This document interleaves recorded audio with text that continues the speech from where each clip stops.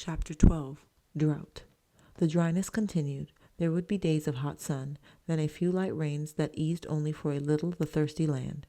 Tigre thought of the young corn in the fields and began to worry. He had always taken it for granted that corn grew ripe, that there would always be something to eat. Father worked and prepared the milpa, and the gods sent rain. Now he saw that man's work was not always enough. Sometimes, in spite of all that man could do, there was nothing. Weather was important too. I can bush and burn, he thought, but if rains come before burning, the bush grows again and my labor is in vain. I cannot plant unless rain comes to soften the earth, and if rains do not come after sowing, there will be no corn. August came, and still the terrible heat continued. The days were hot and still. Blue skies reflected as in a glass the burning glare of the sun. No one talked of anything but the weather, of the corn drying up in the fields. They were eating fewer tortillas now. Great-grandmother scarcely touched her food. I have lived a long time, she said. I have had my share. Several times the sky clouded over, but winds came up and carried the clouds away, and with them the saving rain. The sprinklers are angry, Great-mother said. Men are being punished because they no longer make all the old prayers and ceremonies the gods require. 6 more days went by without rain. Everyone was burning candles to the santos, making offerings of tortillas and pozole to Holy Cross. There were services in the church and prayers and chantings. All over the village, in every house, candles burned on little altars. Mother and great-grandmother sacrificed a hen. 9 days went by and it did not rain. 10 days and the rain did not come. The drought is a fever of the milpa, great-grandmother said. The land is being punished too because men forget the chocks. 12 days passed and there was no rain.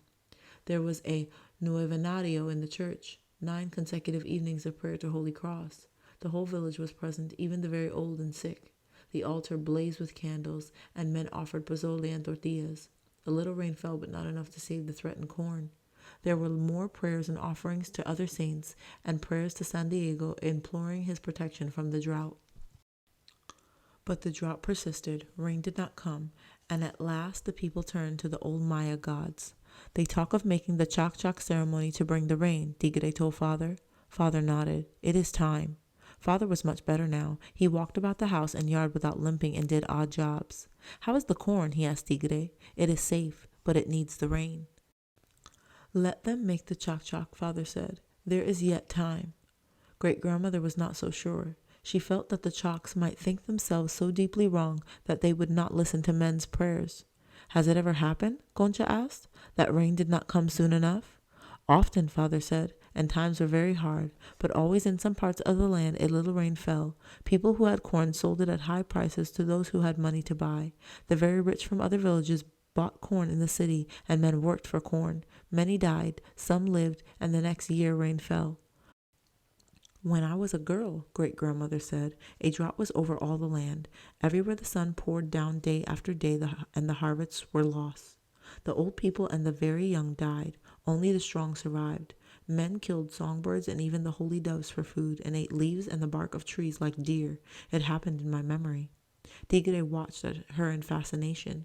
She was so old, he thought. The gods must have forgotten her, and she would live forever. She must know everything that had ever happened, he thought.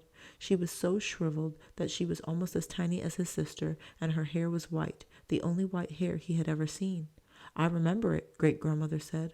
Sometimes it is very clear to me, sometimes clouded. It was so long ago. What happened? Concha asked. I went with my father and mother and many others to Chichen Itza to make sacrifices in the holy well there.